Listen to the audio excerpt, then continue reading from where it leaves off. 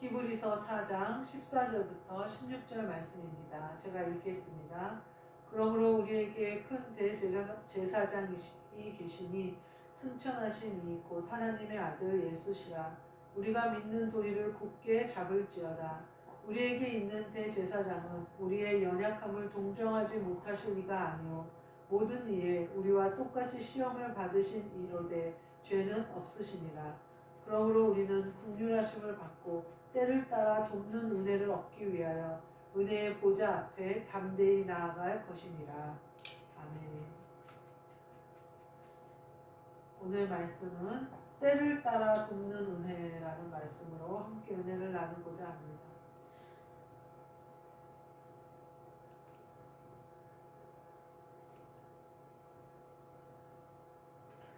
때를 따라 돕는 은혜를 얻기 위하여 보좌 앞에 담대히 나아갈지어다 이렇게 얘기해요.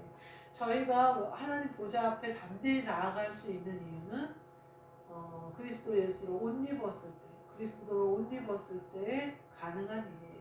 저희는 죄인이기 때문에 보좌에 나아갈 수가 없어요. 죄를 씻어야 나아가는데 우리의 죄를 씻어주신 예수 그리스도를 우리가 믿음으로 말미암아 예수 그리스도와 우리가 한 영이 되는 거죠. 그래서 내 영이 그리스도와 한 영이 되는 거예요. 바울이 뭐라고 얘기하냐면요. 우리를 그리스도에게 중매하고 싶다 이렇게 표현을 하거든요. 사람이 결혼을 할 때가 되면 남자와 여자가 중매를 받아서 결혼을 해요. 서로 좋아서 결혼을 하는 사람도 있어요. 그렇다면 어쨌든 이제 소개한 사람이 있겠죠. 그런 모든 과정들이 있는데 바울 사도는 신랑이신 그리스도께 우리를 소개하고 싶다고 표현을 해요. 그것은 뭐냐면 내 영이 깨끗해져서 신부로 되어지고 신랑 되신 그리스도와 나의 영이 한 영이 되는 걸 말하는 거예요. 남자와 여자가 한 몸이 되는 것처럼 그리스도와 나는 한 영이 되는 거예요. 그렇게 우리가 되어졌을 때 우리가 죄의 씻음을 받고 그리스도께 내가 완전히 귀속되어졌을 때 완전히 한 영이 되어졌을 때 우리는 보좌 앞에 담대히 나아갈 수가 있는 거예요. 그리고 보좌 앞에 담대히 나아가면 때를 따라 돕는 은혜를 받는다는 거예요. 이것은 굉장히 놀라운 은혜고요. 때를 따라 돕는 은혜는요 아주 우리에게 필요한 은혜예요. 지금 오늘 그 뉴스에 나오던데 우리나라 지금 경제적으로 굉장히 위기다 이런 말이 많이 나오고 분명히 경고를 했는데 뭐 이렇게 하면서 얘기가 많이 나오고 위기의 때인지 평화의 때인지 경제적으로 어떻게 해야 될 때인지 아니면 마음껏 해야 될 때인지 때를 분별해야 됩니다. 때를 따라 돕는 은혜는 굉장히 중요해요.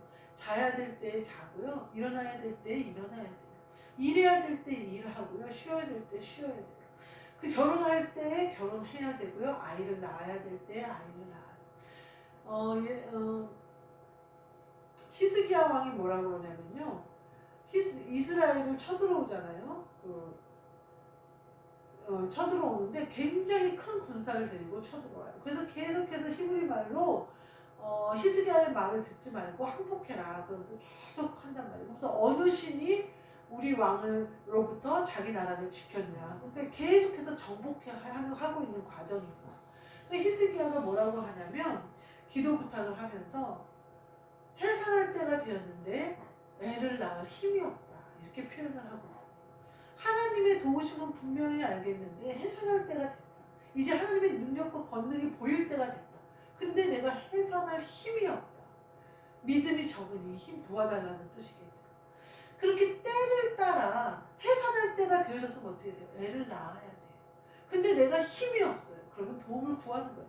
때를 따라 돕는 은혜를 구하여야 된다는 거예요. 히스기야가 그것을 구함으로 말미암아 대승을 거두잖아요. 그 왕이 창피해서 얼굴을 들지 못하고 십명 엄청난 군대가 어느 날 갑자기 전멸을 하잖아요. 하나님이 쳐버리시잖아요.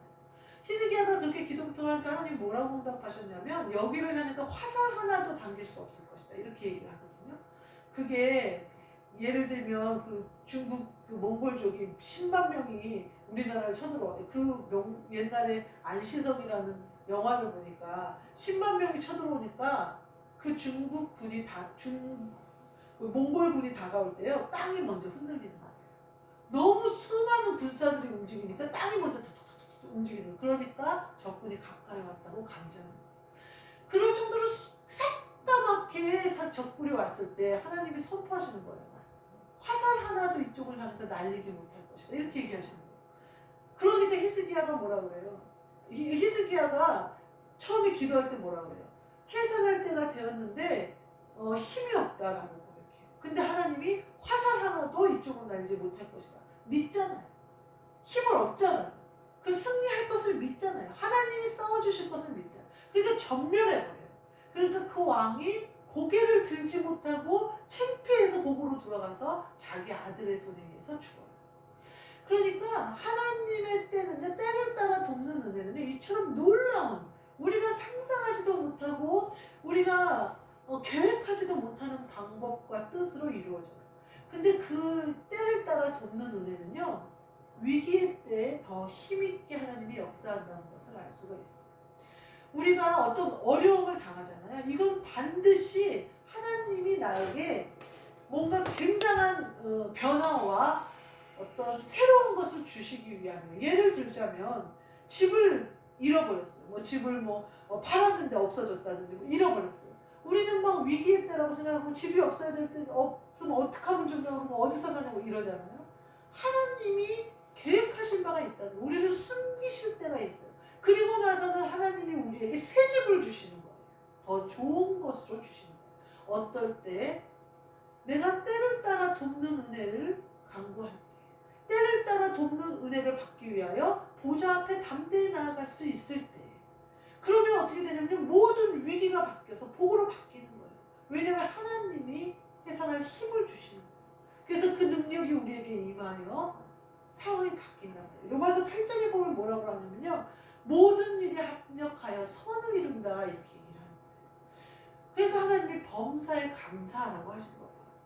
어떤 건강이 상할 수도 있어요. 제가 어제 권사님들하고 이렇게 얘기를 나누는 과정이 있었는데, 어느 권사님 어머니가 90세가 넘으신 거예요. 그래서 이제 모시고 와서 같이 살게 되는데, 어머니가 등급을 받으면 이렇게 노인 유치원처럼 이렇게 다니는 곳이 있는데, 거기가 지금 170만 원인가 그렇게 내야 된대요, 다달이. 근데 등급을 받으면 이제 그것을 좀 수월하게 30몇만 원만 내고 할 수 있는 그런 케이스가 있는데, 어머니가 혼자 거기 오래 그 시골에 계시다 보니까 우울증이 걸리신 거예요. 그리고 우울증 증세가 아주 심각하게 병원에서 나온 거예요. 모시기 전에. 그리고 그때 따라 어떻게 발을 잘못하셔서 발이 골절이 돼버리신 거예요. 발가락이 골절이 되니까 어떠셔요? 못 걸으시잖아요. 계속 누워 계시는 거예요. 그래서 등급을 받으려고 사회복지사를 불렀는데 등급이 잘 나왔겠죠. 왜냐면 사회복지사가 일어나보라고 그러시고 걸어보라고 그러시고 이렇게 하는데 하나도 못 하시는 거예요. 발가락이 아프시니까 못 일어나고 못 걸으시고, 또 이제 우울증이 오래 되시다 보니까 이제 엉뚱한 소리를 하시고 하니까 등급이 나와서 나왔다는 거예요. 제가 가만히 그 말씀을 듣고 생각해 보니까, 저희 엄마가 어머니가 만약에 우울증이 심해서 막 커튼도 그렇게 해놓고 막 질문하는데 엉뚱한 생각을 하고 막 이러신다면 얼마나 속상하겠어. 거기에 혼자 계셔서 그런가 보다. 왜 내가 그동안 못 돌봤을까 하는 후회도 있을 것이고, 이렇게까지 되셨으면 이제 앞으로 남은 세월은 어떻게 하면 좋을까 이런 생각도 있을 거란 말이에요. 또 발가락이 골절됐을 때 얼마나 마음이 아팠겠어요. 아니 이렇게 움직이기 힘들면 내가 너무 힘든데 그랬을 거예요. 근데 결과적으로 그 모든 것은 합력해서 어떻게 되냐면 딸과 함께 거하면서 딸과 함께 살기에 합당한 조건들이 충족되는 역사가 일어나는 거예요. 그래서 딸이 모시고 한 집에서 살기에 그다지 버겁지 않을 수 있도록, 거기를 그 노인 유치원을 가시니까 9시에 가셨다가 오후 저녁 늦게 5시에 오시니까 케어가 충분하잖아요. 그리고 또 이제 옆에서 딸이 옆에 있고 가족들이 옆에 있으니까 발가락 골절은 당연히 좋아지셨고 모든 것도 대화하다고 어떻게 하면 건강해지시잖아요. 그런 환경을 하나님이 그때 만드신 거예요. 근데 제가 가만히 생각하니까 근데 만약에 엄마가 이렇게 아프면 얼마나 좌절하겠어요. 그러니까 우리가요 몸을 상하거나 어디가 아픈 것도요 좌절할 이유가 아니라는 거예요. 때를 따라 돕는 은혜로 우리에게 주시기 위한 과정이에요. 거기에 멈춰 있지 않다는 거예요. 저희 강 권사님도 여기서 이사를 하셨는데 이사하고 나서는 다리가 아프시다는 거예요. 그래서 계속 쩔뚝이시는 거예요. 그래서 병원에 알아보니까 허리에 약간 협심증이 생겨서 이제 그것 때문에 다리가 땡겨서 그런 거다 이런 결과가 나온 거예요. 아 그러니까 강 권사님도 그렇고 저도 그렇고 마음이 많이 안 좋은 거예요. 이거 어떡하나. 허리 협심증이면 점점 안 좋아질 텐데 어떡하나. 그러니까 강 권사님이 어떻게 하시냐면 몸을 아끼는 거예요. 이번에도 김장을 해야 된다고 막 그러시는데 6포기밖에 안 했어요. 그 저번에도 김장을 많이 해갖고 여기 청소하시는 아줌마도 나눠주고 막 사방에 한 통씩 나눠줬어요. 근데 요번에는 그렇게 욕심을 부리지 않으시는 거예요. 왜냐면 몸이 아파갔으니까. 몸을 이제 좀 아껴야겠다. 80이 넘으셨어요. 이제 그러고 나서는 그렇게 생각하셨어요. 아 그래 이제 내 나이가 있으니까 뭐라고 말씀하시냐면 무거운 거 난 들어도 괜찮다고 그러고 난 이것도 해도 괜찮다고 맨날 그러셨거든요. 근데 아파보시니까 아 이거 아프면 안 되겠다 싶으신 거죠. 그러니까 몸을 관리를 하게 되잖아요. 모든 위기는요 우리가 때를 따라 돕는 은혜로 나아가는 일이 되어야 해요. 그 위기가 나를 꼬꾸라트리는 죄로 빠지게 하는 거기에 멈추게 하는 올무가 돼서는 안 된다는 거예요. 근데요 많은 사람들과 많은 사람들은요 그 어떠한 그 일이 딱 생기거나 우울증이 걸리거나 어떠한 몸이 아프거나 이러면 그 올무에 딱 묶여서 거기에 멈춰버려요. 그러나 하나님의 사람들은요 때를 따라 하나님의 보좌 앞에 나아갈 수 있는 사람들은요 그것이 오히려 더 복으로 바뀌어버려요. 이것이 바뀐다는 거예요. 처음부터 복을 주시려는 복도 있지만 처음에는 화의 모양을 했는데 그게 복일 수가 있다는 거예요. 하나님이 우리에게 선물을 주시는데 선물이 어떨 때는 귀찮게 하고 힘들게 하는 일처럼 보일 수가 있어요. 그런데 그게 선물이라는 거예요. 나중에 보면 나에게 선물이라는 거예요. 이처럼 때를 따라 돕는 은혜로 나아가야 된다는 거예요. 예수님이 제자들에게 물어요. 내가 누군 줄 아느냐? 그러니까 베드로가 그리스도시여 살아계신 하나님의 아들입니다. 라고 고백을 해요. 그랬더니 복되다 하고 칭찬하시는 후에 뭐라고 하면 이 아무에게도 이 말을 전하지 말라고 해요. 그 말은 뭐예요? 우리들만 아는 비밀이다 이렇게 말씀하시는 거예요. 그러면서 예수님이 고난을 받고 돌아가시고 3일 후에 부활하실 것에 대해서 설명을 하세요. 근데 이것을 뭐라고 얘기하냐면요. 비밀이다 이렇게 얘기를 하셔요. 그리고 나서는 부활 승천하시고 나서는 어떠냐면 땅끝까지 이르러 내 증인이 되라 이렇게 얘기를 하신다. 때가 완전히 달라진 거예요. 내가 비밀로 알고 내가 믿음으로 기도하고 예수님께서 고난받고 부활하실 때까지 내가 신앙, 믿음을 잃지 않기 위하여 기도해야 될 때가 있고 땅끝까지 이르러 강하고 담대하게 외쳐야 될 때가 있고 때가 그렇게 되니까 베드로가 어때요? 잡아서 때려도 하나님을 두려워하랴 내가 사람을 두려워하랴 하면서 계속 전하는 거예요. 완전히 때가 달라진다. 제가 오늘 회사에서 어떤 사람이 하는데 아니 먹어야 될 때는 안 먹고 안 먹어야 될 때는 먹고 도와줘야 될 때는 와서 안 도와주고 안 도와줘도 될 때는 와서 도와주고 어떻게 저렇게 때를 모를까 이 생각이 드는 거예요. 보면서 아 내가 저런가 하나님 앞에 내가 이렇게 저렇게 때를 모르나 이런 생각이 들더라고요. 하나님이 외치할 때가 있고 비밀할 때가 있어요. 예수님이 그렇게 말씀하시는 또 예수님이 돌아가시기 전에 제자들에게 시험에 들지 않게 깨어 기도하라 그래요. 근데 피곤해서 그들이 잠시도 깨어있지 못하는 것을 볼 수가 있어요. 우리가요 오늘 본문 말씀처럼 그리스도와 한 영이 되지 않거든요. 보좌 앞에 나아갈 수도 없고요. 때를 따라 받는 은혜를 받을 수도 없어요. 그것은 뭐냐면요. 우리가 깨어 기도해야 될 때예요. 내가 시험에 들지 않게 기도해야 될 때예요. 세 번이나 예수님을 부인하지 않도록 깨어있게 기도해야 될 때예요. 예수님이 비밀을 나에게만 알려줬으니 나라도 그 비밀을 알고 믿음을 굳게 지켜야 될 때예요. 근데 나에게 그 힘이 없어요. 나에게는 그 힘이 없어요. 육신이 피곤해서 기도할 수가 없고요. 마음이 괴로워서 기도할 수가 없고요. 아주 마음이 찢어져서 내가 우울감에 사로잡혀서 꼬꾸라지게 생겼는데 기도를 어떻게 하냔 말이에요. 내 힘으로는 할 수 없어요. 성령님이 나를 온전히 붙잡으셔서 나를 기도하게 하시는 거예요. 내 영이 쉬지 않고 기도하게 하시는 거예요. 그렇게 우리가 성령님께 붙잡힌 바 되어지려면 보좌 앞에 나아갈 수 있도록 그리스도와 내 영이 한 영이 되어져야 된다. 그러면 나는 없고 그리스도가 계시는 거예요. 내가 그리스도 안에 완전히 하나가 돼버리는 거예요. 부부가 한 몸인 것처럼. 그러면 보좌 앞에도 담대히 나아갈 수 있고 하나님의 아들로 하나님이 보여지는 거예요. 그리스도와 내가 한 영 됐으니까. 나에게서 죄의 모습, 더러운 모습, 육신의 모습, 이 땅의 모습은 안 보여요. 나는 그리스도와 한 명이 됐습니다. 그래서 내가 보좌 앞에 나가는데 하나님이 나를 누구로 바라보느냐? 아들로 바라보시는 거예요. 그러니까 나는 때를 따라 돕는 은혜를 넉넉히 받는 거예요.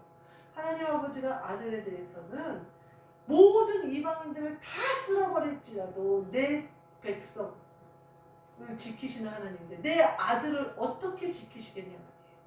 예수 그리스도를 보내시고 십자가에 달려 돌아가시기까지 한 그 사랑하는 아들로 나를 보실 때에 나를 어떠한 은혜로 나를 덧입히시겠냐 말이에요. 때를 따라 돕는 은혜가 나에게 얼마나 큰 은혜로 임하겠냐 말이에요. 그렇게 될 수 있는 비결은 내가 그리스도와 한 명 되는 거예요. 내 것은 없고 그리스도께로 가는 거예요. 그러면 기도할 때에 기도할 수 있어요. 예배할 때에 예배할 수 있어요. 보좌 앞에 나아가야 될 때에 나아갈 수 있어요. 하나님 아버지의 마음을 알 수 있어요. 그래서 하나님 아버지가 거시기 하니까 그냥 거시기 해라 하면 거시기 한 것에 대해서 생각해서 거시기하게 행동을 해요. 그러면 하나님 아버지의 마음에 다 합한 거예요. 그건 내가 할 수 있는 일이 아니죠. 하나님은 영이시니 영이시네요. 그래서 영적으로만 받으신단 말이에요. 근데 나는 영의 일을 몰라요. 그래서 나는 어리석고 나는 죄인이고 나는 언제든지 하나님과 반대되는 길로 가는 게 아주 익숙해요. 그러나 내가 그리스도와 한 영만 되면요. 나는 없는 거잖아요. 그리스도가 하시는 대로 내가 하는 거잖아요. 그러니까 넉넉히 내가 그 은혜를 받아 누리는 거예요. 그렇게 되고 나면요. 내가 아무것도 없는 자 같으나 모든 것을 가진 자가 되고요. 내게 아무 능력이 없는 것 같으나 모든 능력이 내 안에 있는 자가 되고요. 어떠한 처지에 처할지라도 자족하는 마음이 내게 넘치는 거예요. 감사와 기쁨의 근원이 내 안에 있습니다. 그게 외부적인 환경에 의해서 좌우되는 것이 아니라는 거예요. 어떤 사람이 의구증이 있는 거예요. 그래서 남편이 딴 여자들을 하고 좋은 관계가 될까봐 늘 불안해요. 그런 사람은 어떻게 하면 좋을까요? 나 자신을 사랑하면 치유가 돼요. 남편이 잘해주면 그게 치유가 될까요? 잘해주면 더 의심을 해요. 아, 저 사람이 밖에서 엉뚱한 짓 하니까 나한테 저렇게 잘해주는 거 아니야? 그거는요, 내가 튼튼해지면 돼요. 저희가 부목사업에 있을 때 우리 목사님이 여자 성도님들하고 몇 시간씩 상담을 해요.